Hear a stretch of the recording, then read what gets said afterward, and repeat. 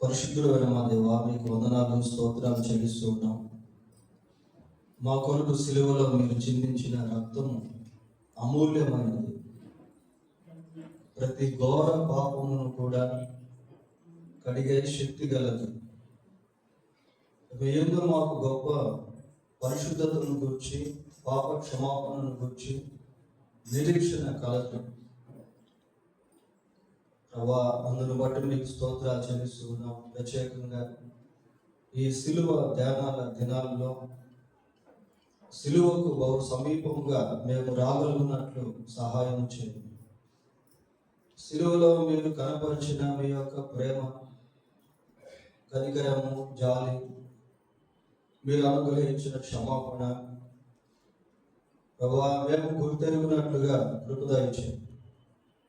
మీ సిలువ మరణము ద్వారా మాకు అనుగ్రహించినటువంటి విడుదల, విమోచన, ఆశీర్వాదం, రక్షణ, పాప క్షమాపణ, నిత్య జీవము మేము గ్రహించినట్లుగా కృప దయచేయండి. మరొకసారి మీ వాక్యాన్ని ధ్యానం చేసుకుంటూ ఉండగా మీరే మా మధ్య బోధకుడిగా ఉండి మీ వాక్యం ద్వారా మమ్మల్ని దర్శించి బలపరచుమని, మీతో మా సహవాసాన్ని మరింత దృఢపరచుమని మా రక్షకుడైన యేసుక్రీస్తు పరిశుద్ధమైన నామంలో ప్రార్థన చేస్తున్నాము తండ్రి. ఆమేన్.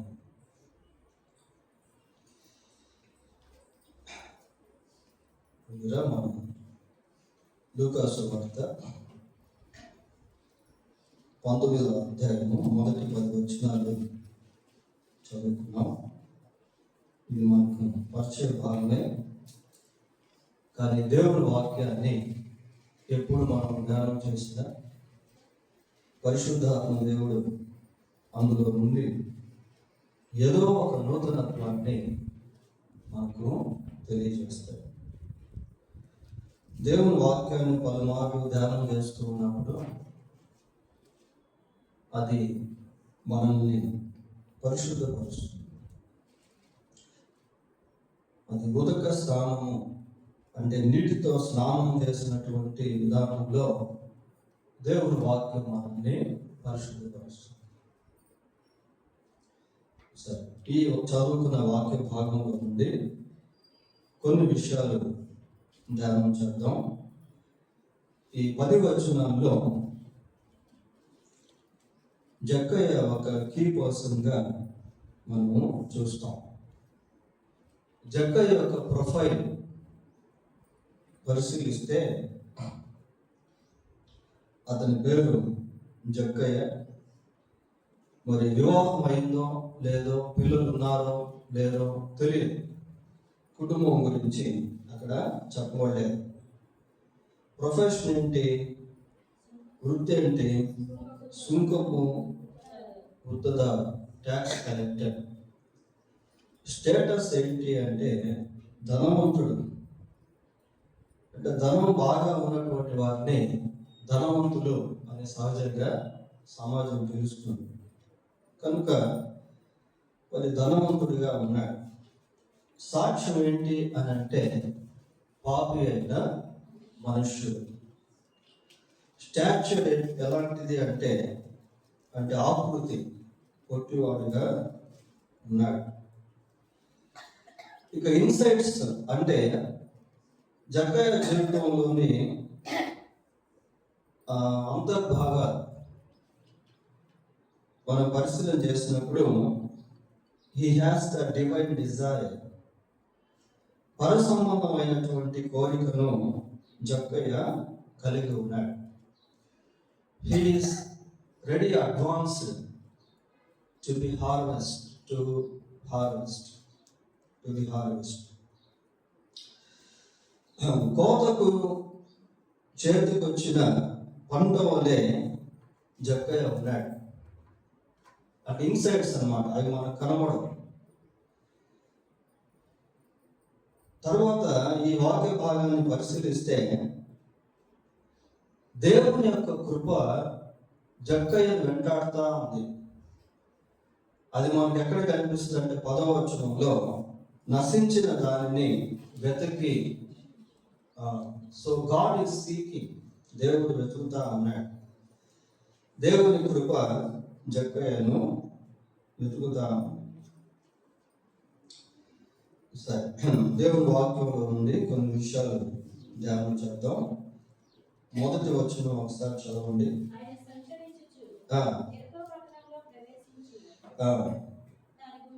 దాని గుండా పోవచ్చు. ఆయన సంచరించుచు యెరికో పట్టణములో ప్రవేశించి దాని గుండా పోవచ్చు. ఇక్కడ ఒక పట్టణపు పేరు మనం చూస్తా ఉన్నాం. పేరు ఏం పేరట? యెరికో పట్టణము. బైబిల్ హిస్టరీలో ఈ యెరికో పట్టణం అనేటువంటిది శపించబడిన ప్రదేశం. యెహోషువ కాలంలో ఇశ్రాయేలు ప్రజలు యెరికో ప్రాంతాన్ని స్వతంత్రించుకున్నారు.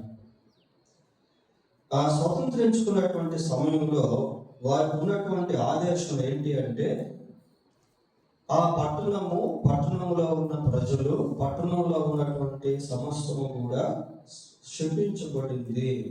కాబట్టి ఆ పట్టణంలో నుండి ఎవరు ఏది కూడా తీసుకోకూడదు. That was the instruction to the people of Israel. అది ఇశ్రాయేలు ప్రజలకు ఇవ్వబడినటువంటి ఆదేశం. అంటే ఒకప్పుడు ఈ పట్టణము శపించబడిన స్థితి. ఎందుకు ప్రదేశాలు శపించబడ్డాయి అంటే ప్రజలను బట్టి. ఆదికాండం 3వ అధ్యాయము 17వ వచనం ఒకసారి చూద్దాం. ఆదికాండం 3వ అధ్యాయము 17వ వచనం. ఆయన ఆదాముతో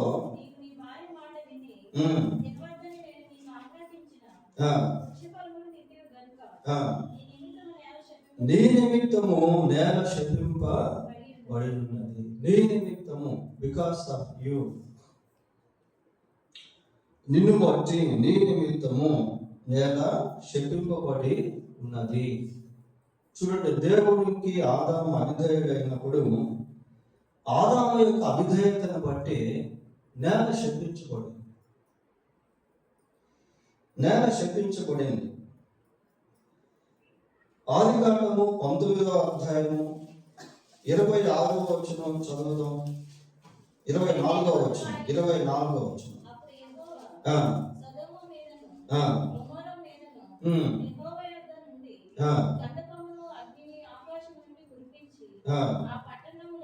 ఆ పట్టణములను, ఆ మైదానం అంతటిని నాశనం చేసింది.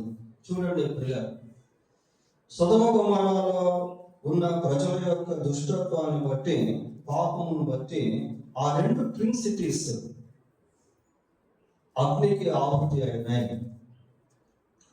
అంటే ప్రజల యొక్క పాపమును బట్టి, అవిధేయతను బట్టి ప్రదేశాలు శపించబడుట, నాశనమవుట అనేది మనము చూస్తా ఉన్నాం. ఒకప్పుడు శాపగ్రస్తమైనటువంటి ఈ పట్టణాన్ని యేసుక్రీస్తు ప్రభు ఇప్పుడు దర్శిస్తా ఉన్నాడు.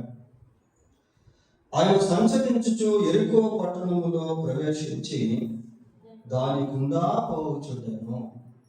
అంటే పట్టణపు మధ్యలో ఉండి ప్రయాణం చేస్తారు. యేసు ప్రభు ఎలాంటి వాడు అంటే, he wants to turn curse to blessing. శాపాన్ని ఆశీర్వాదంగా మార్చాలనేది ప్రభు యొక్క కోరిక.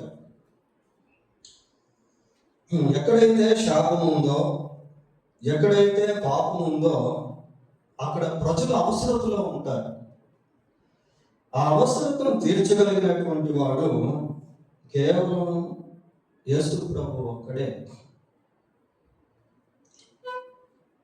అటువంటి శాపగ్రస్తమైనటువంటి పట్టణము గుండా, చూడండి ఆ పదం ఎలా ఉంది అంటే, దాని గుండా పోవచ్చును.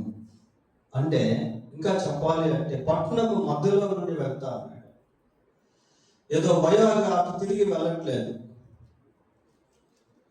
వయాగా అటు తిరిగి వెళ్లకుండా పట్టణంలో నుండి ప్రయాణం చేస్తా ఉన్నాడు. సరే, 2వ వచనం చదవండి.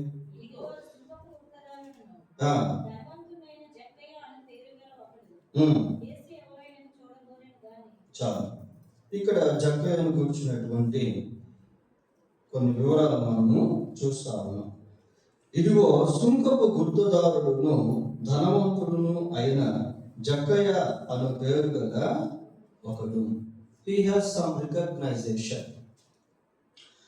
ఈ జక్కయ్య కొంత గుర్తింపు కలిగినటువంటి వ్యక్తిగా ఉన్నాడు. చూడండి, ఈ ప్యాసేజ్ అంతా కూడా మనం చదివినప్పుడు, అంటే 1వ వచనం నుంచి 10వ వచనం వరకు జక్కయ్య ఒక కీ పర్సన్ లాగా మనకు కనిపిస్తాడు, ముఖ్యమైనటువంటి వ్యక్తిగా. ఇంక ఎవరు కూడా ఆ 10 వచనాల్లో మార్పు చెందిన దాఖలా మనకు లేదు. ఇంకా చెప్పాలంటే, ఒకవేళ యేసుక్రీస్తు ప్రభు కేవలం ఈ జక్కయ్య కోసమే అక్కడికి వచ్చాడా అనిపించే విధంగా ఈ వాక్య భాగం మనకు బోధిస్తుంది. చూడండి, దేవుడు వ్యక్తిగతంగా ప్రజలకు గొప్ప ప్రాధాన్యత అనేది ఇచ్చాడు. కొన్నిసార్లు ఒక్క వ్యక్తి ఉంటే ప్రజలు పట్టించుకోరు. ఏం పోతాంలే అంత దూరం అనుకోవచ్చు. అయితే ప్రభువు ఒక్క వ్యక్తికి కూడా గొప్ప ప్రాధాన్యత అనేది ఇచ్చాడు. ఒక కాపరికి 100 గొర్రెలు ఉన్నాయి, ఒక గొర్రె తప్పిపోయింది. కాపరి ఏం చేశాడు? 99 గొర్రెలను పక్కన పెట్టి తప్పిపోయినటువంటి ఆ గొర్రె కొరకు వెతుక్కుంటూ వెళ్ళాడు. సరిపోతే పోయిందిలే, ఒక గొర్రె కదా, 99 గొర్రెలు ఉన్నాయి కదా అని అనుకోవట్లేదు. So every person in the sight of God is most important. దేవుని దృష్టిలో ప్రతి వ్యక్తి, వాడు ధనికులైనా దరిద్రులైనా, ఆడవాళ్ళైనా మగవాళ్ళైనా, ఆస్తికులైనా నాస్తికులైనా, హూఎవర్ దే మే, వారు ఎవరైనా సరే దేవుని దృష్టిలో ప్రతి వ్యక్తికి ప్రాధాన్యత అనేది ఉంది. ఇట్లాంటి సందర్భం మనకు యోహాను సువార్త 4వ అధ్యాయంలో కూడా కనిపిస్తుంది. 4వ అధ్యాయము 2వ వచనం ఒకసారి చదవండి.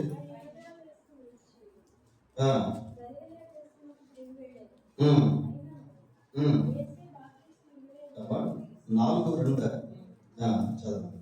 1వ వచనం.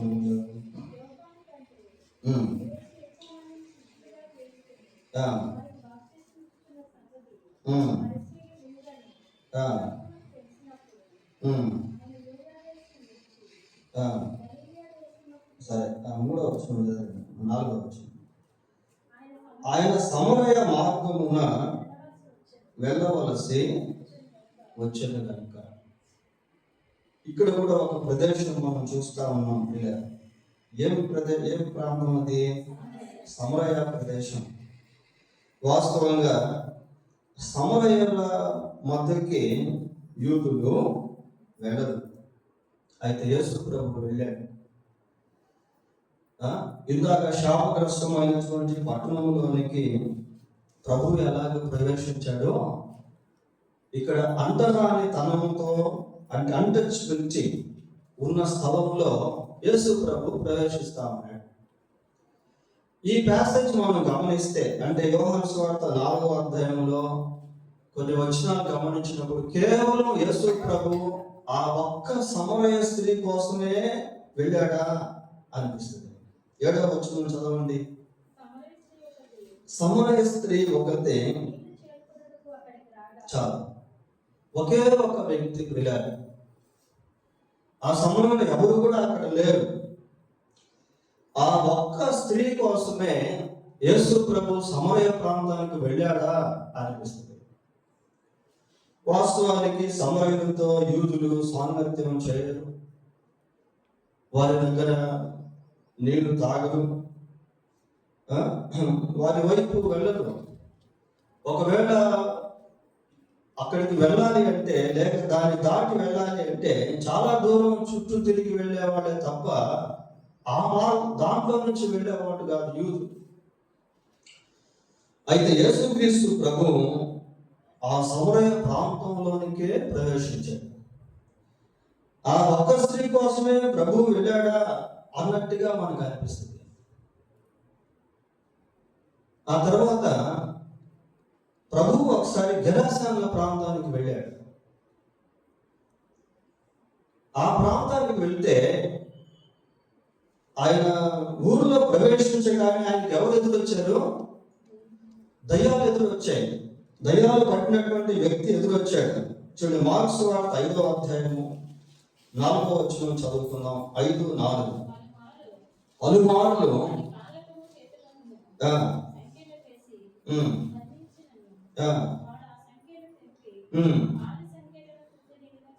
చాలు. చూడండి పిల్లలు, ఈ గెరాసేనుల ప్రాంతంలో ఉన్నటువంటి వ్యక్తి దయ్యాల చేత బంధించబడి రాత్రి మొగళ్ళు బాధించబడుతూ ఉన్నాడు. ప్రభువు ఆ ప్రాంతంలో అడుగు పెట్టగానే ఈ వ్యక్తి ఎదురయ్యాడు. మనం ఈ వాక్య భాగాన్ని పరిశీలన చేసినప్పుడు కేవలం ఆ వ్యక్తి ఒక్కడే విడుదల పొందాడు. ఎందుకు? అక్కడ ఉన్నటువంటి ప్రజలు యేసు ప్రభువుని ఊర్లోనికి రానిలేదు. అంటే ఈ 3 భాగాలను మనం చూసినప్పుడు ఇటు జక్కయ్య గురించి, అటు సమరయ స్త్రీ గురించి, ఇటు గెరాసేనుల వ్యక్తిని గురించి చూస్తే కేవలం వాళ్ళ కోసమే ప్రభు వెళ్ళినట్టుగా అనిపిస్తుంది. అయితే ఈ ముగ్గురు కూడా ఇన్ఫ్లుయెన్స్ కలిగినటువంటి మనుషులు, అంటే ప్రభావితం చేయగలిగినటువంటి వాళ్ళు. సమరయ స్త్రీ ఎవరో సమరయులకు తెలుసు, జక్కయ్య ఎవరో ఆ సమాజానికి తెలుసు, ఈ గెరాసేనుల వ్యక్తి ఎవరో ఆ ప్రాంతంలో ఉన్న వాళ్ళందరికీ కూడా తెలుసు. దెకపోలి అంటాం.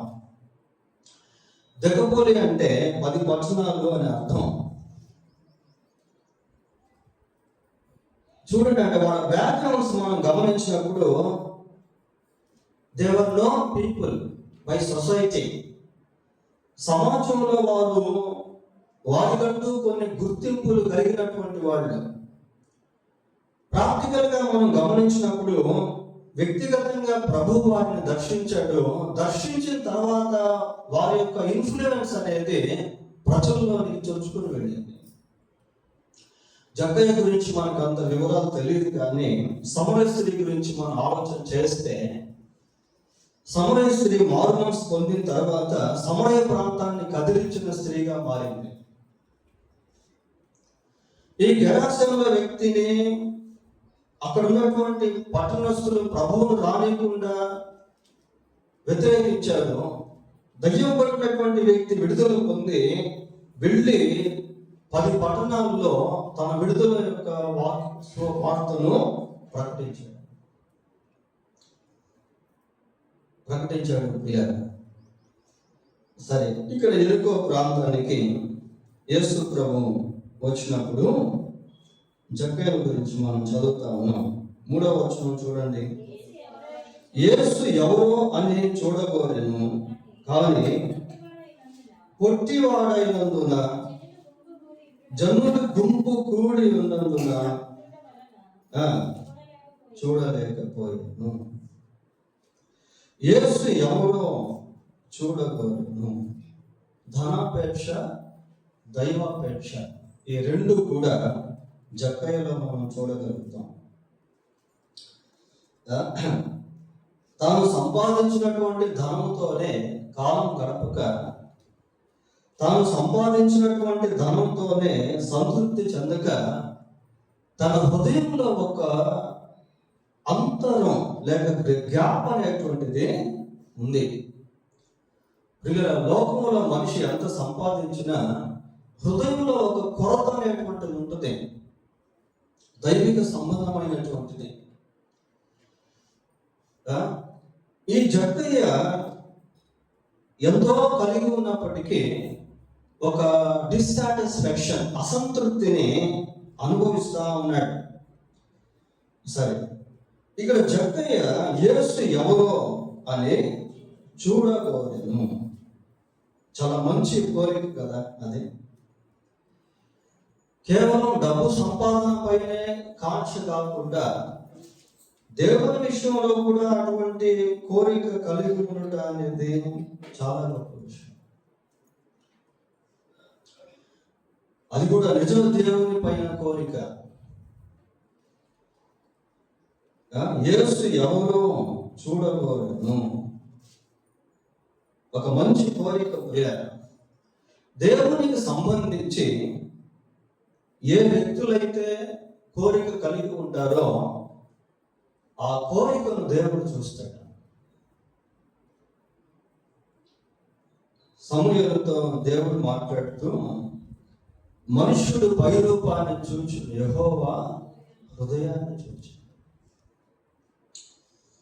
ఇప్పుడు జక్కయ్యను దేవుడు చూడట్లేదు, జక్కయ్య హృదయంలో ఉన్నటువంటి కోరికను చూస్తా ఉన్నాడు. Desire of heart is important to God. మన స్థితిగతులతో దేవునికి పని లేదు ప్రియ, మన స్థాయితో దేవునికి పని లేదు. దేవుని పట్ల మనకు ఎటువంటి కోరిక ఉందో దాన్ని దేవుడు చూస్తాడు. సిలువ మీద ప్రభువుతో పాటు ఇద్దరు బందిపోటు దొంగలు కూడా వేలాడుతా ఉన్నారు. వారిలో ఒక బందిపోటు దొంగ యేసు ప్రభువుతో మాట్లాడుతూ లూకా 23:42 ఏమన్నాడు?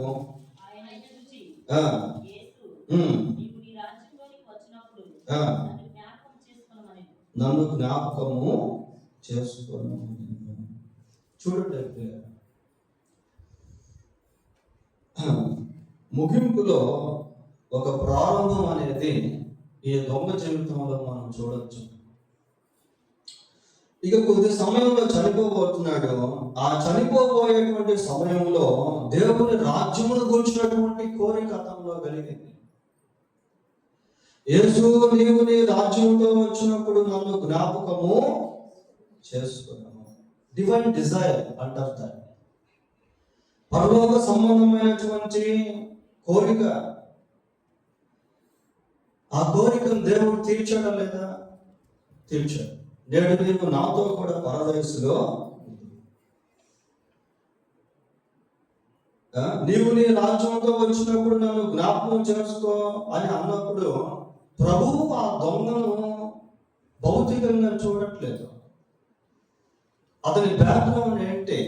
అసలు ఇతను పరలోకానికి అర్హుడా కాదా? ఇతను ఎన్ని దొంగతనాలు చేశాడు, ఎన్ని పాపాలు చేశాడు, ఎన్ని తప్పులు చేశాడు, ఎన్ని నరహత్యలు చేశాడు. He is not worthy to be in my kingdom అని ప్రభు అనుకోవట్లేదు ప్రియులారా. ఆ మాటకు వెంటనే ప్రభు స్పందించి, నేడు నీవు నాతో కూడా పరదేశంలో. ఎవరైతే దైవిక సంబంధమైన ఆశను కలిగి ఉంటారో ఆ ఆశను దేవుడు తప్పకుండా తీరుస్తాడు. రక్షణ కోరుకున్న వారికి నేను రక్షణ కలుగు చేసేది. మత్తయి సువార్త 19వ అధ్యాయము, మత్తయి సువార్త 19వ అధ్యాయము 13వ వచనం చూడండి. అప్పుడు ఆయన వారి మీద చేతులుంచి ప్రార్థన చేయవలనని కొందరు చిన్న పిల్లలను ఆయన యొద్దకు తీసుకుని వచ్చేది. పిల్లలు వచ్చినాన్ని మనం గమనిస్తే ఆయన వారి మీద చేతులుంచి ప్రార్థన చేయవలనని అని మనం అక్షరాల రూపంలో చదివాం. అది బయటకు కనిపిస్తుంది. అది ఒక కోరిక. అది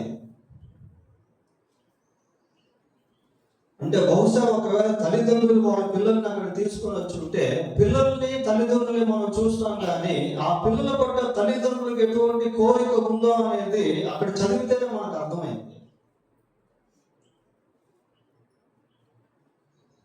ఆయన వారి మీద చేతులుంచి ప్రార్థన చేయవలనని అనేది డిజైర్ అన్నమాట, కోరిక. అది అక్షర రూపంలో రాయబడింది కనుక మనకు అర్థమైంది, లేక తెలియదు. యేసు ఎవరో అని చూడబోలేను అంటే అది వేరే వాళ్ళకి తెలియదు, జక్కయ్యకి ఒక్కటే తెలుసు.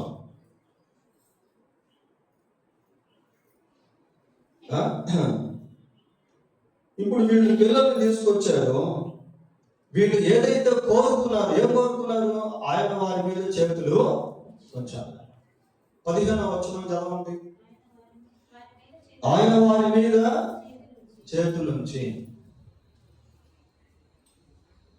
చూడండి, వాళ్ళు ఏదైతే కోరుకున్నారో దాన్ని ప్రభువు నెరవేర్చాడు. బలిపోడు దొంగ ఏదైతే కోరుకున్నాడో దాన్ని ప్రభువు నెరవేర్చాడు. ఇక్కడ జక్కయ్య ఏదైతే కోరుకుంటున్నాడో దాన్ని ప్రభువు నెరవేరుస్తున్నాడు. సరే, ఇంకా ఈ 3వ వచనంలో కొన్ని మాటలు మనకు కనిపిస్తా ఉన్నాయి. యేసు ఎవరు అని చూడగోరెను కానీ పొట్టివాడు అయినందున జనులు గుంపు కూడి ఉండుట వలన చూడలేకపోయాను. 2 ఆటంకాలు ప్రభువును చూడలేకుండా జక్కయ్యను చేస్తా ఉన్నాయి. మొదటిది, పొట్టివాడుగా ఉన్నాడు. కొంచెం స్పిరిచువల్గా దీని గురించి మనం ఆలోచన చేస్తే, మన శరీరమే లేక మన శరీర కార్యాలు కొన్నిసార్లు ప్రభువును మనం అనుభవించలేని వారంగా చేస్తాయి. ప్రభువు కార్యాలను మనం చూడలేనటువంటివిగా చేస్తాయి. మన శరీరమే కొన్నిసార్లు దేవుని కార్యం మన జీవితంలో జరగకుండా అడ్డుపడుతూ ఉంటుంది. శరీరాశ, నేత్రాశ, జీవపు డామమాలు ఉన్నాయి కదా. శరీర కార్యములు స్పష్టమై ఉన్నవి అని గలతీ 5:19 మనం చదువుతాం. ఈ శరీర కార్యాలు ఏం చేస్తాయి అంటే, కొన్నిసార్లు మనం ప్రభువు కార్యాలు అనుభవించకుండా, ప్రభువుకు సమీపంగా రాకుండా అడ్డుపడతా ఉంటాయి. రోమపత్రిక 8వ అధ్యాయము 8వ అధ్యాయము 5వ వచనం ఒకసారి చూడండి. శరీరానుసారులు శరీర విషయముల మీద మనస్సు ఉంటుంది. శరీరానుసారులు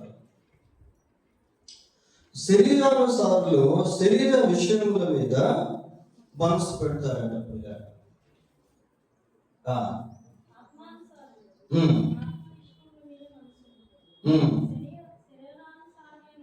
శరీరానుసారమైన మనస్సు మరణము, ఆత్మానుసారమైన మనస్సు జీవమును సమాధానమునై ఉన్నది. శరీరానుసారమైన మనస్సు, శరీరానుసారమైన మనుషులు. ఈ శరీరం ఏం చేస్తుంది అంటే, కొన్నిసార్లు దేవుని దగ్గరికి రాని, దేవుని కార్యాలను చూడనివ్వదు, దేవుని శక్తిని అనుభవింపనివ్వదు, దేవుణ్ణి వెంబడింపనివ్వదు, దేవుని స్వరాన్ని విననివ్వదు. శరీర కార్యాలు అడ్డుపడుతూ ఉంటాయి. ఒక ధనవంతుడు ప్రభు దగ్గరికి వచ్చాడు, ప్రభువుతో మాట్లాడాడు, నిత్య జీవమును గురించిన ప్రశ్న వేశాడు. ప్రభు కొన్ని విషయాలు చెప్పాడు. అంతా చెప్పిన తర్వాత, నువ్వు వచ్చి నన్ను వెంబడించు అన్నాడు. ఆ ధనవంతుడు ముఖం చిన్నబుచ్చుకొని ప్రభువును వెంబడింపకుండానే వెనక్కి వెళ్ళిపోయాడు. కారణం ఏంటి అంటే, అతనిలో ఉన్నటువంటి ధనాపేక్ష లేక ధనము పైన మనస్సు అతన్ని ప్రభువును వెంబడింపనీయకుండా వెనక్కి లాగేసింది. Even though he was given an opportunity to follow Jesus, he was caught by the lust of money, love of money. ప్రభువును వెంబడించే అవకాశం వచ్చినప్పటికీ ధనాపేక్ష అతన్ని బంధించేసింది. ప్రభువును వెంబడింపకుండా వెనక్కి వెళ్ళిపోయాడు.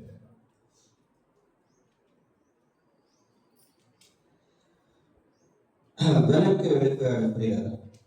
ఇంకా ఇక్కడ ఏం జరుగుతున్నాము, కొట్టివాడైనందున జనులు గుంపు కూడి ఉన్నందున. కొన్నిసార్లు ప్రభువును చూడలేకుండా ప్రజలు అడ్డుపడుతూ ఉంటారు. సమాజం మనుషులు దేవుని సన్నిధికి రాకుండా ఆటంకపరుస్తూ ఉంటుంది. మీరేంటి పేరు చర్చికి, మీరేంటి పట్టుకునేది బైబిల్ని, ఆ దేవుడు మన దేవుడు కాదు. సమాజం ప్రియ దేవుని దగ్గరికి రానియకుండా, దేవుణ్ణి చూడలేకుండా, దేవుని శక్తిని పొందకుండా, దేవుని ప్రేమను అనుభవింపకుండా మనుషులు అడ్డుపడుతూ ఉంటారు కొన్నిసార్లు. లూకాసు వార్త 13వ అధ్యాయం 14వ వచనం. యేసు విశ్రాంతి దినమున స్వస్థపరచినందున ఆ సమాజపు మందిరపు అధికారి కోపముతో మండిపడి. ఎందుకు అంత కోపంతో మండిపడి జన సమూహములను చూచి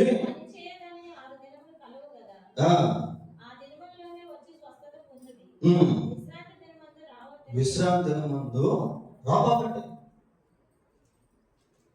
వెళ్ళబాకండి మందిరానికి, రావద్దు, మీరు విశ్రాంతి దినమందు రావద్దు అని ఎవరంటున్నారట? సమాజ మందిరపు అధికారులు, కుటుంబీకులు, బంధువులు, స్నేహితులను చూడండి. ఒక చెడును వెంబడించేదానికి చాలా మంది సహకరిస్తారు, కానీ దేవుని వెంబడించే విషయంలో మాత్రం చాలా మంది అడ్డుపడతారు. ఎందుకు అంటే మనుషుల్లో ఉన్నటువంటి మత ద్వేషం. అది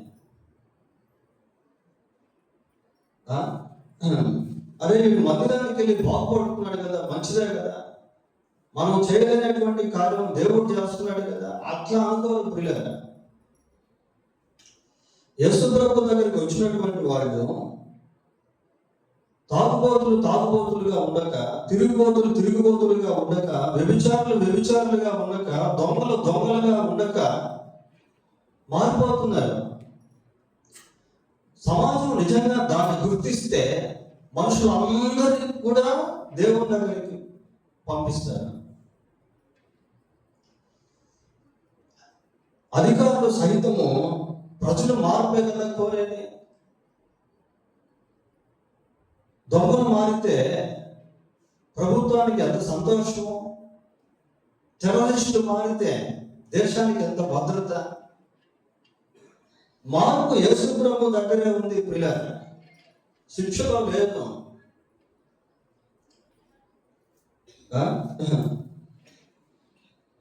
ఇక్కడ ప్రభువును చూడలేకుండా ప్రజలు అర్థం చేస్తారు. 4వ వచనం. అప్పుడు యేసు ఆ త్రోవను రామై ఉండేను గనుక అతడు ముందుగా పరుగెత్తి ఆయన చూచుటకు ఒక మేడు చెట్టు ఎక్కి. ఆల్టర్నేట్ వే. పొట్టిగా ఉండడం వల్ల చూడలేకపోతున్నాడు, ఎప్పుడు మనుషులు అడ్డుగా ఉండడం వల్ల చూడలేకపోతున్నాడు. కాబట్టి నా ఆశ ఎలాగైనా నేను తీర్చుకోవాలి, కాబట్టి మేడు చెట్టు ఎక్కేస్తాడు. ఈ దారిలోనే యేసు ప్రభు వెళ్తాడు. ఆయన వెళుతూ ఉంటే కనీసం పైనుంచైనా చూస్తాడు అని ఒక మాస్టర్ ప్లాన్, ఒక ప్రత్యేకమైనటువంటి ప్రణాళిక జక్కయ్య వేసుకున్నాడు. పిల్లల ఆశ కలిగిన ప్రాణాన్ని దేవుడు తృప్తిపరుస్తాడు.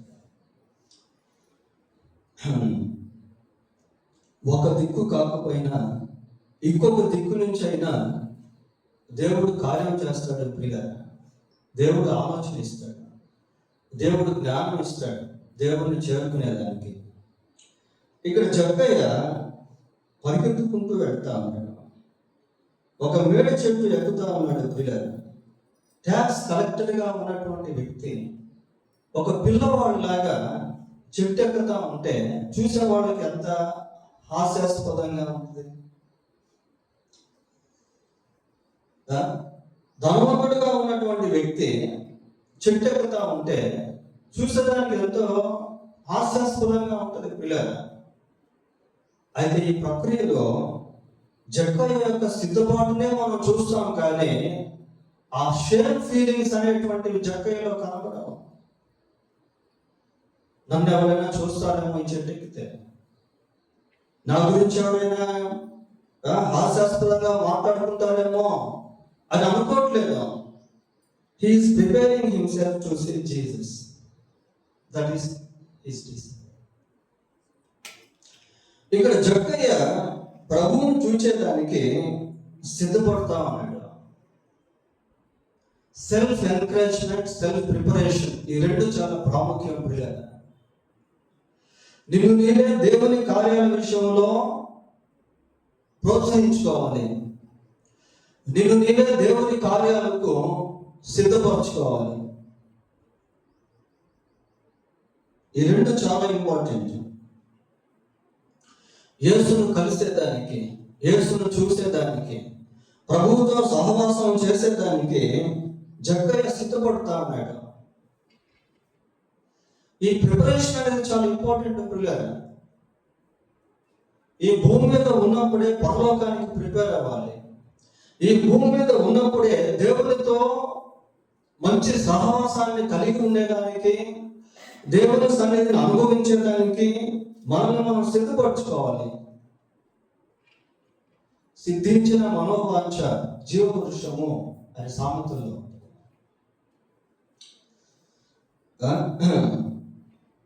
మత్తయి సువార్త 20వ అధ్యాయము 28వ వచనం ఒకసారి చూడండి.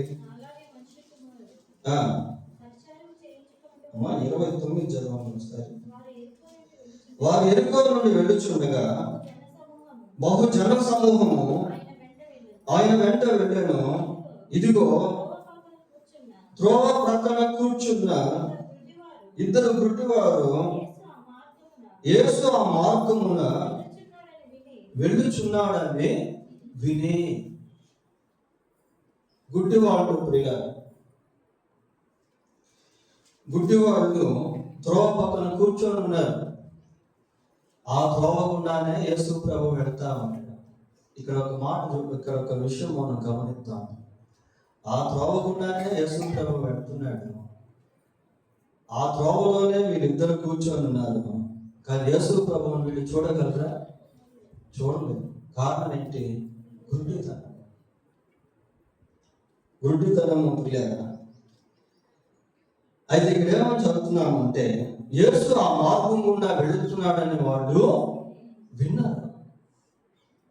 విన్న తర్వాత వాళ్ళు ఏం చేశారు తెలుసా?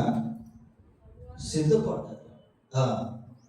ప్రభువా, దావీదు కుమారుడా, మమ్ము కరుణింపు మనని కేకలు వేస్తా. They prepared themselves to meet Jesus, to be healed, to get their sight. చూపు పొందేదానికి, స్వస్థత పొందేదానికి, ప్రభువును చూసేదానికి, ప్రభువును కలుసుకునేదానికి వాళ్ళే సిద్ధపరుచుకున్నారు.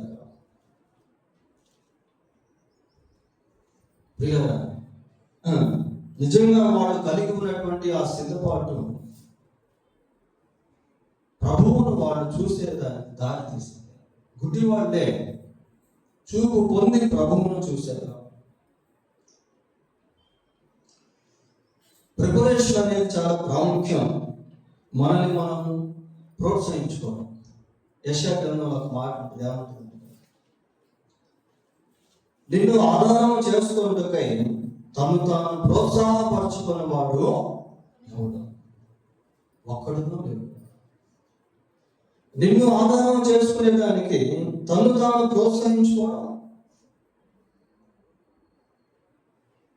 ఎవరో వచ్చి ప్రోత్సహించడం కాదు పిల్లలు.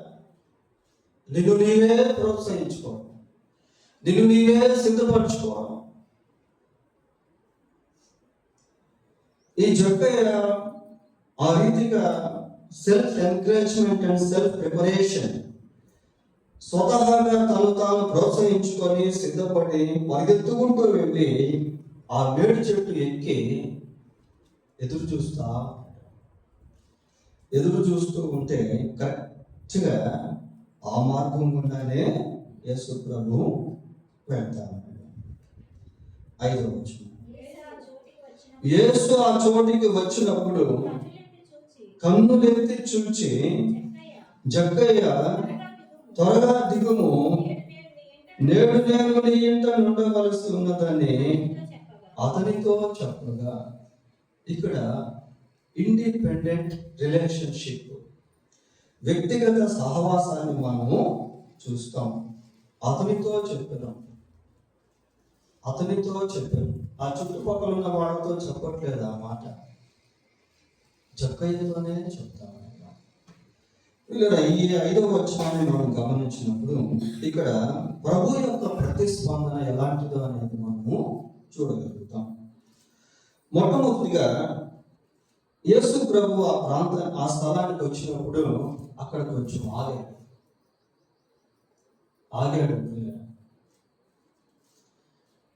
నేరుగా వెళ్ళిపోలేదు, అక్కడ ఆగాడు. ఇందాక మనం గుడ్డివాళ్ళని గురించి చూసాం కదా, ఆ వాక్య భాగంలో కూడా యేసు నిలిచి వారిని పిలిచి నిలబడ్డాడు.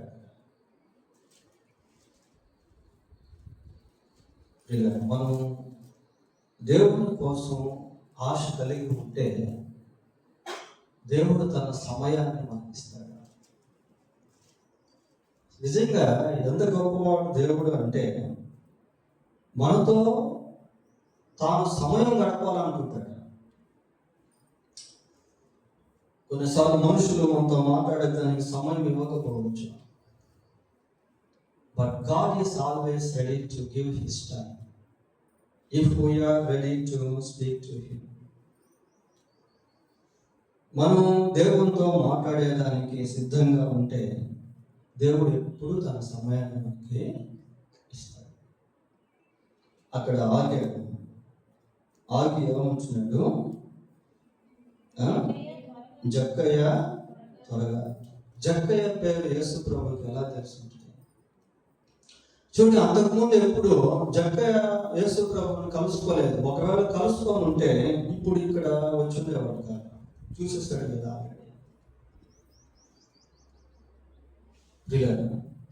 యేసుక్రీస్తు ప్రభు మనుషుని ఆంతర్యాన్ని ఎరిగినటువంటి వాడు. జక్కయ్య బ్యాక్గ్రౌండ్ యేసు ప్రభు చూడట్లేదు. మనుషులు జక్కయ్య యొక్క బ్యాక్గ్రౌండ్ చూస్తా ఉన్నారు, కానీ ప్రభువు చూడట్లేదు. జక్కయ్య అంటున్నాడు. చూడండి, దేవుడు ఒక మనిషిని పేరుతో పిలిస్తే ఆ స్పందన వ్యత్యాసంగా ఉంటుంది. సౌలు బహు వేగవంతంగా దమస్కుకు ప్రయాణం చేస్తా ఉన్నాడు. చాలా ఉక్రోషంతో ఉన్నాడు, ఉద్రేకాన్ని కలిగి ఉన్నాడు. సంఘాన్ని హింసించేటువంటి ప్రక్రియలో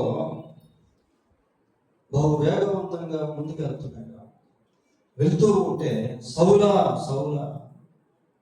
నువ్వు వేగంగా హింసించు. సౌలు యొక్క జీవితం, సౌలు యొక్క పేరు, సౌలు యొక్క పనులు ఇవన్నీ దేవునికి తెలుసు. సౌలా అనగానే సౌలుకి తాను పిలిచింది ఎవరో అర్థమైంది. ఏమంటున్నాడు? ప్రభువా నీవెవరు? పేరు పెట్టి జక్కయ్యని పిలుస్తున్నాడు. ఈ పేరు పెట్టుటలో ఇది కూడా వ్యక్తిగతానికి సంబంధించింది. ఆ గుంపులో ఆ పేరు కలిగినటువంటి వాళ్ళు ఉన్నారో లేదో మనకు తెలియదు, కానీ స్పెషల్ ఫోకస్ ఆన్ జక్కయ్య. కేవలం జక్కయ్య అనే దృష్టిలో పెట్టుకొని జక్కయ్య పేరుతోనే ప్రభు ఇక్కడ పిలుస్తా ఉన్నాడు. వ్యక్తిగత శ్రద్ధ దేవుడు ఈ వ్యక్తి పట్ల కలిగి ఉన్నాడు. తర్వాత ఏమంటున్నాడు? జక్కయ్య త్వరగా దిగుము, నేడు నేను నీ ఇంట ఉండవలసి. ప్రయారిటీ, ప్రాధాన్యత. జక్కయ్యకు ప్రాధాన్యత ఇస్తున్నాడు. ప్రియ, చుట్టుపక్కల ఎంతో మంది ఉన్నారు. ఆ సమయంలో ప్రభు ఎక్కడికి వెళ్తున్నాడో మనకు తెలియదు. ఆయన షెడ్యూల్ ఎలాంటిదో మనకు తెలియదు. అంత బిజీ షెడ్యూల్లో, అంత నిర్విరామ పనుల్లో యేసు ప్రభు జక్కయ్యకు ఒక ప్రాధాన్యత ఇవ్వడం అనేటువంటిది చాలా గొప్ప విషయం.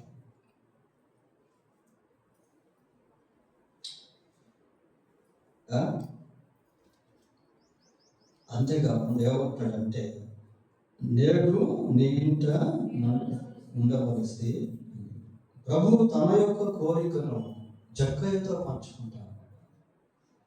God shares his Dzire.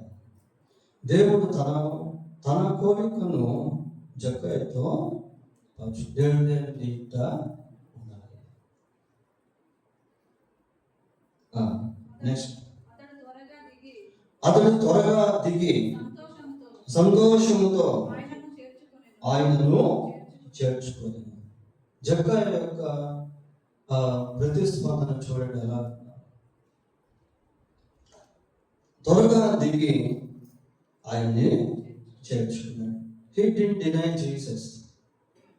యేసు ప్రభువుని తిరస్కరించట్లేదు. అయ్యా, నేను నిన్ను చూడాలనే వచ్చాను కానీ మా ఇంటికి తీసుకెళ్ళేదానికి రాలేదు. చూడాలనుకున్నాను, చూశాను, ఇక చాలు అనుకోవట్లేదు. ఈ రోజుల్లో కొద్దిమంది వైఖరి ఎలా ఉంది అంటే, వ్యాధితో బాధపడుతున్నప్పుడు ప్రభు దగ్గరికి వస్తారు. సమస్యలు ఏదైనా ఉంటే ప్రభు దగ్గరికి వస్తారు. కష్టాలు ఉంటే ప్రభు దగ్గరికి వస్తారు. దేవుని కోసం ప్రభు దగ్గరికి వస్తారు. అవి పొందుకున్న తర్వాత ఏం చేస్తారంటే ప్రభు దగ్గరికి రావడం మానేస్తారు. జక్కయ్య అలాగ లేడు. చూడాలనుకున్నాడు అంతే, ఇంటికి తీసుకెళ్ళాలని అనుకోలేదు. ప్రకటన గ్రంథం 3వ అధ్యాయం 20వ వచనం చూడండి. నేను తలుపు వద్ద నిలుచుండి తట్టుచున్నాను. ఎవడైనాను నా స్వరము విని తలుపు తీసిన ఎడల నేను అతని యొద్దకు వచ్చి అతనితో నేను నాతో కూడా అతడును భోజనము చేయదు.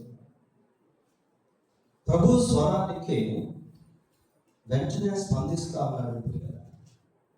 ప్రభు వస్తాను అంటే రా ప్రభువా.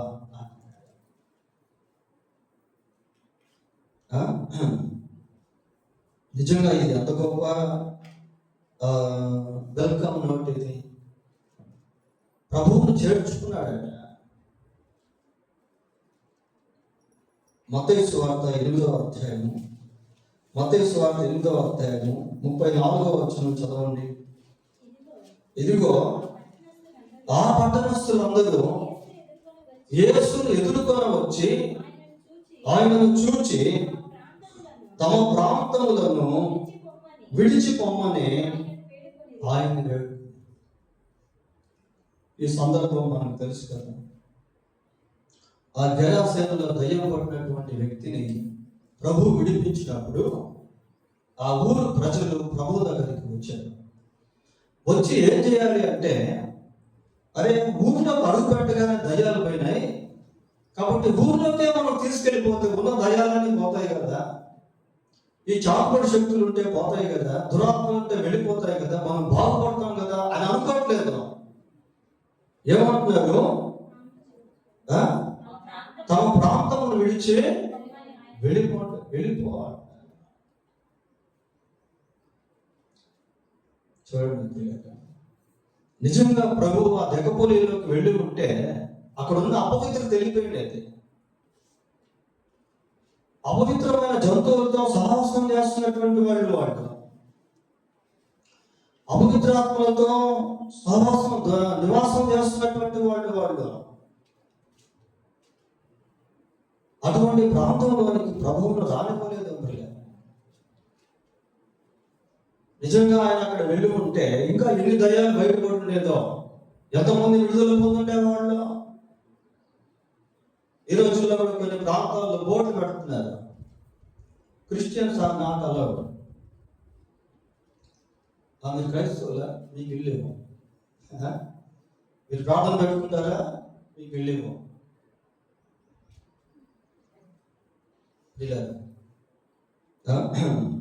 ఇక్కడ జక్కయ్య ఏం చేస్తున్నాడు అంటే, యేసు ప్రభువుని అక్కడ చదవండి ఒకసారి అండి, 6వ వచనం. అతడు త్వరగా దిగి సంతోషముతో ఆయన్ని చేర్చుకొని, తొందరగా దిగేస్తున్నాడు ప్రియ. దిగేసి సంతోషంగా ప్రభువును, ఈ సంతోషం ధనములో రాలేదు అతనికి. ధన సంపాదనలో ఈ సంతోషం జక్కయ్యకు దొరకలేదు ప్రియులారా. ఈ సంతోషం ఎలాంటి సంతోషం అంటే దైవిక సంతోషం. ఇది దేవుడిచ్చే సంతోషము ఈ లోకంతో దేంతో కూడా మనం పోల్చలేము.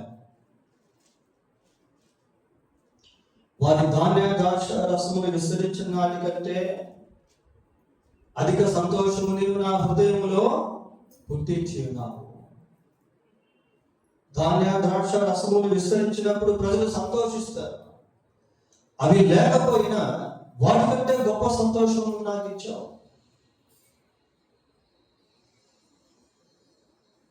పశువులు శాలలో లేకపోయినను, అంచులకు పొలము ఫలించకపోయినను, పశువుల తొట్టిలో లేకపోయినను నేను యెహోవా యందు ఆనందిస్తాను. అటువంటి సంతోషం పిల్లరా, ఇది భౌతిక సంబంధమైనటువంటి సంతోషం కాదు, ఆత్మ సంబంధమైనటువంటి సంతోషం. వారు ఆ నక్షత్రమును చూచి అత్యానంద భరితులై, ఆనందం వేరు పిల్లరా. సంతోషంతో యేసు ప్రభువుని చేర్చుకున్నాడు. 7వ వచనం. అందరూ అది చూచి ఈయన పాపి అయిన మనుషుని యొద్ద బస చేయ వెళ్ళనని చాలా సణుక్కొనిరి. ఎవరి మీద సణుకుతున్నారు వీళ్ళు? యేసు ప్రభు. ఎవరిని బట్టి? జక్కయ్యని బట్టి. ఎవరిని వీళ్ళు నిందిస్తున్నారంటే యేసు ప్రభువుని. ఎవరిని బట్టి నిందిస్తున్నారంటే జక్కయ్యని బట్టి.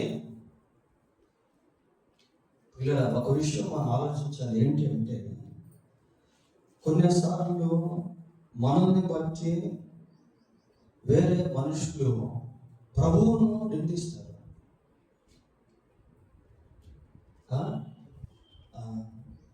మనం దేవునికి విరోధంగా జీవిస్తే మనల్ని బట్టి దేవుని నామం దూషించబడుతుంది.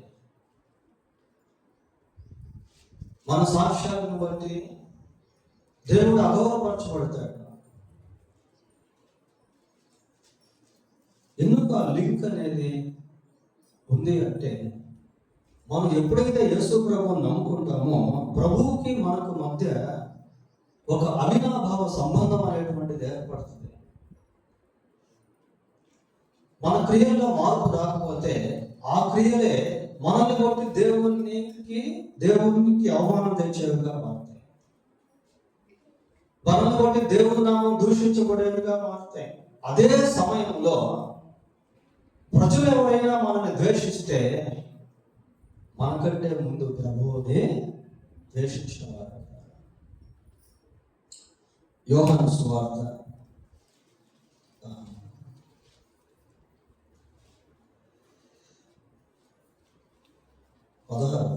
15వ అధ్యాయము.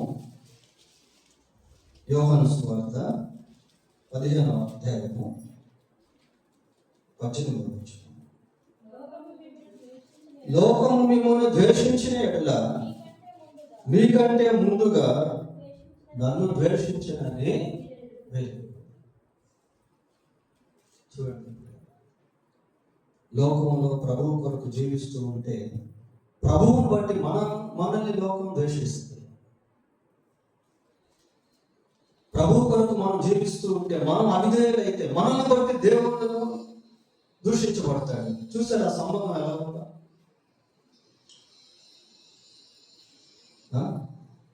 మత్తయి సువార్త 9వ అధ్యాయము 11వ వచనం చదువుతాం. 9:11. పరిసయ్యులు అది చూచి, మీ బోధకుడు సుంకరులతోనూ పాపులతోనూ కలిసి ఎందుకు భోజనం చేస్తున్నాడు? మేమైతే అలా చేయము కదా. మీ బోధకుడు సుంకరులతోనూ పాపులతోనూ కలిసి ఎందుకు భోజనం చేస్తున్నాడు అంటే ఆయన అంటాడు, 13వ వచనం చదవండి. పాపులను పిలవవచ్చుందని కానీ నీతిమంతులను పిలవ. నేను వచ్చిందే పాపుల కోసం, వాళ్ళని పిలిచేదానికే వచ్చాను. కాబట్టి వాళ్ళతో కలిసి భోజనం చేస్తాను, వాళ్ళతో కలిసి సహవాసం చేస్తాను, వాళ్ళ మధ్యనే నేను ఉంటాను అన్నట్టు ప్రభువు ఉన్నాడు. ఇక్కడ మనుషులు అంటున్నారు, ఏమనుకుంటున్నారంటే ఈయన పాపి అయిన మనుషుని వద్ద బస చేయ వెళ్ళనని చాలా సనుగుకుంది. జక్కయ్య నిలువబడి, ఇదిగో ప్రభువా, నా ఆస్తిలో సగము బీదలకు ఇచ్చుచున్నాను.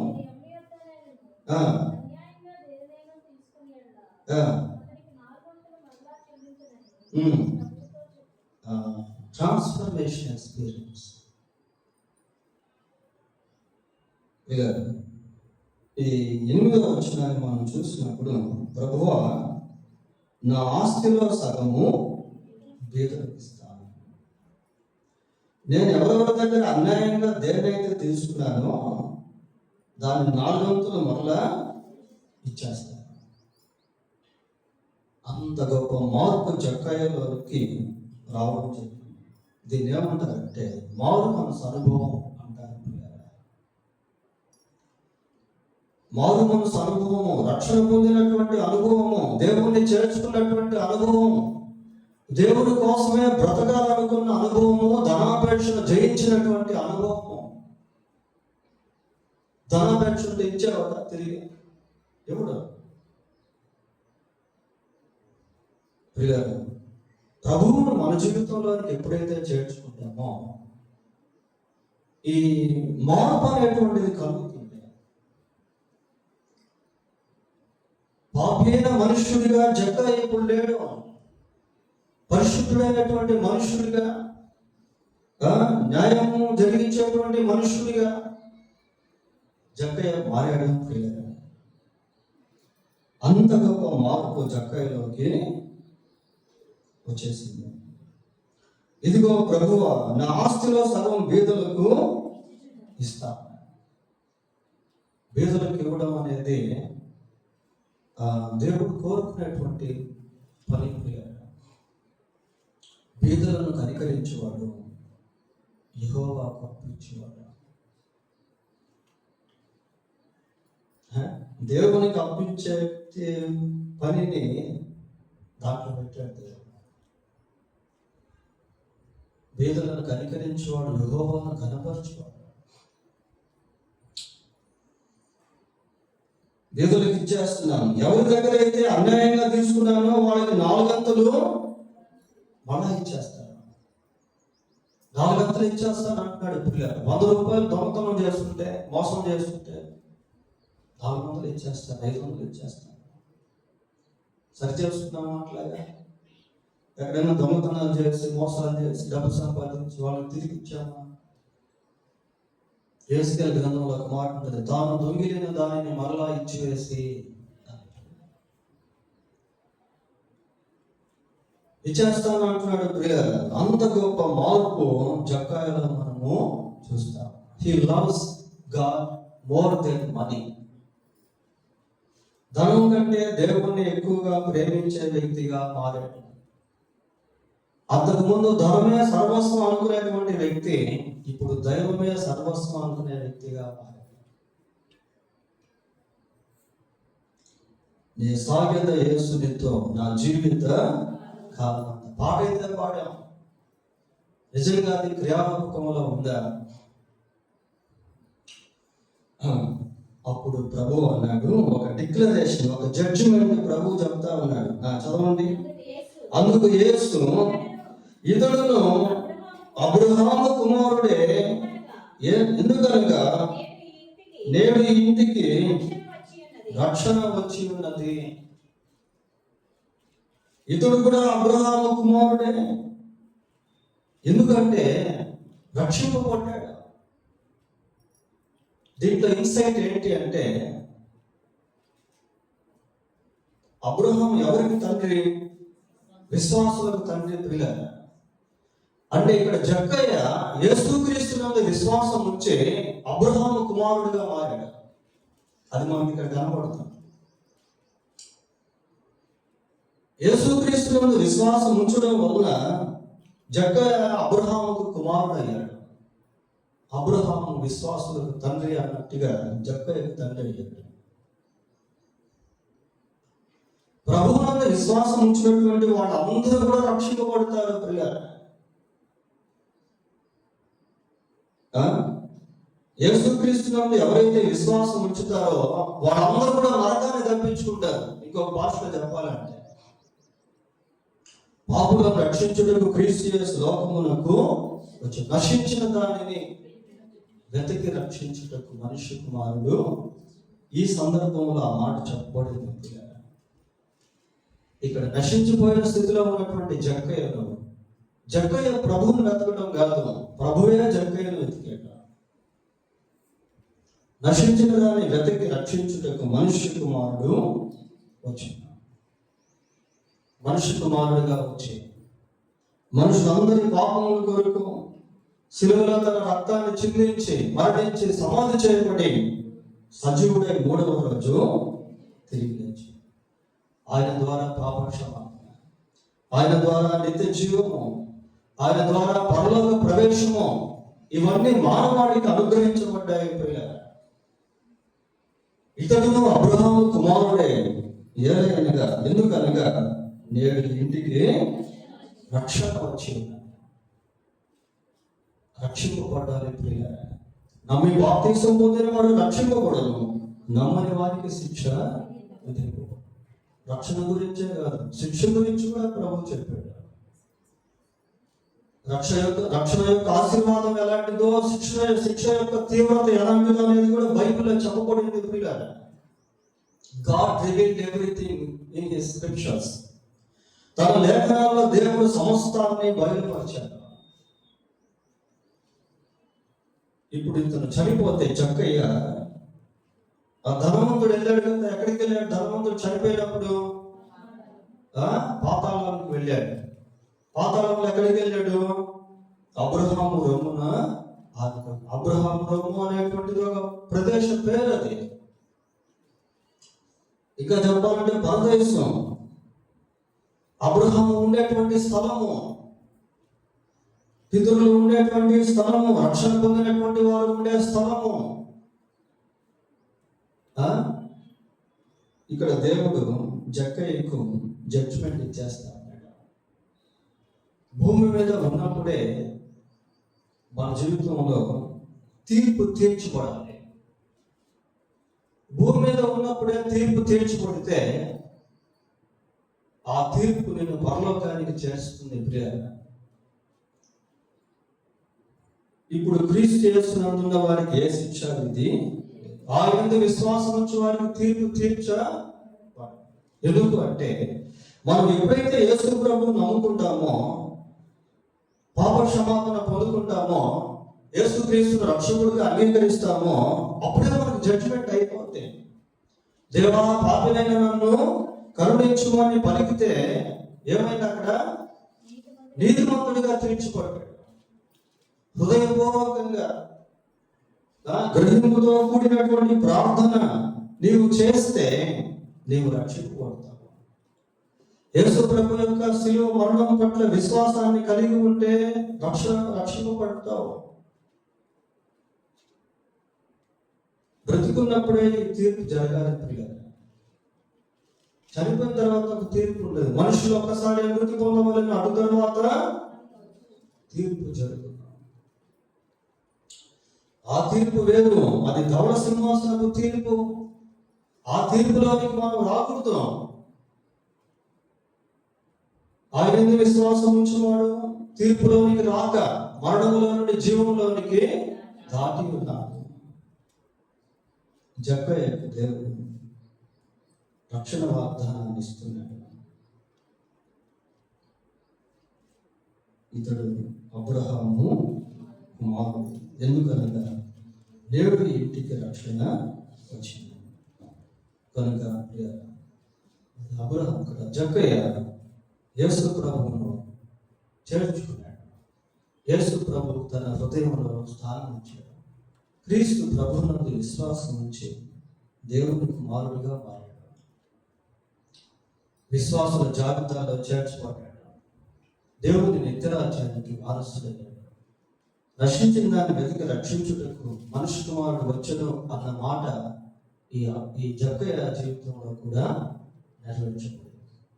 దేవుడు తన వాక్యం గురించి ప్రార్థన చేసుకున్నాం. ఒక నిమిషం ప్రార్థన చేసుకున్నాం. ప్రియులారా, శాపాన్ని ఆశీర్వాదంగా మార్చాలని, అపజయాన్ని విజయంగా మార్చాలని, నష్టాన్ని భర్తీ చేయాలని ప్రభువు మన మధ్య సంచరిస్తా ఉన్నాడు.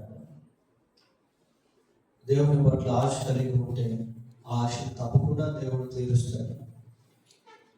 మనుషులు అడ్డుకోవట్లయితే, లేక మన శరీర ఆశ మనల్ని దేవుడిని చూడలేకుండా చేస్తూ ఉంటే దాని కొరకు ప్రార్థన చేద్దాం. సమస్తాన్ని దేవుడు తొలగించి తనకు సమీపంగా చేర్చుకునేటువంటి వారు. కానీ మనకు అటువంటి ఆశ ఉండాలి. మనం ఎవరైనా సరే ప్రభువు మనల్ని తన కుమారులుగా కుమార్తెలుగా ఆయన విశ్వాసం ఉంచడం వలన స్వీకరిస్తాడు. ఇదిగో ఇదే అనుకూల సమయం, నేడే రక్షణ దినం అని వాక్యం సెలవిస్తాం. పరిశుద్ధుడైన మా దేవ, మీకు వందనాలు స్తోత్రాలు చేస్తూ ఉన్నాం. మీరు ప్రేమించి మాకు ఇచ్చిన ఈ వర్తమానాన్ని బట్టి మీకు స్తోత్రాలు ప్రభావ. ఈ విన్న వాక్యము మాకు దీవెనకరంగా చేయండి. మాలో ఇంకా ఎవరైతే రక్షణ పొందలేదు వారితో మరొకసారి మీరు మాట్లాడారు ప్రభావ. మీ పరిశుద్ధాత్మ కార్యం దగ్గర జరిగించండి ప్రభావ. రక్షణ పొందినటువంటి మార్పు చెందిన వారముగా జీవించడం కృప దయచేయండి. మనుషుల వద్ద మిమ్మల్ని ఒప్పుకునే వారముగా ఉన్నట్లు సహాయం చేయండి. మీకు వందనాలు స్తోత్రాలు చెల్లిస్తూ మా రక్షకుడైన యేసుక్రీస్తు పరిశుద్ధమైన నామములో ప్రార్థన చేస్తున్నాము తండ్రి. ఆమేన్.